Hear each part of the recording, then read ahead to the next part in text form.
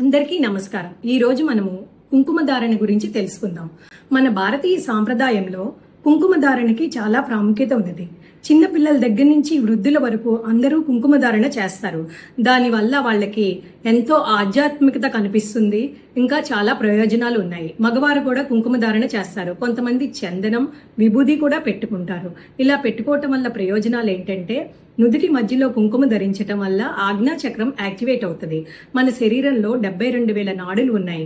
వాటికి కావలసిన శక్తి మెదడు ద్వారా ఆజ్ఞా చక్రం ద్వారా వాటికి లభించి అవన్నీ యాక్టివేట్ అవుతాయి। అంతేకాకుండా మనకి మానసిక ప్రశాంతత, ఒత్తిడి తగ్గుతుంది।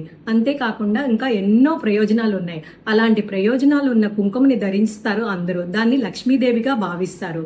కొంతమంది దాని ప్లేస్ లో స్టిక్కర్లు పెట్టుకుంటున్నారు, అందువల్ల వాళ్ళు దాని ప్రయోజనాలు పొందలేరు।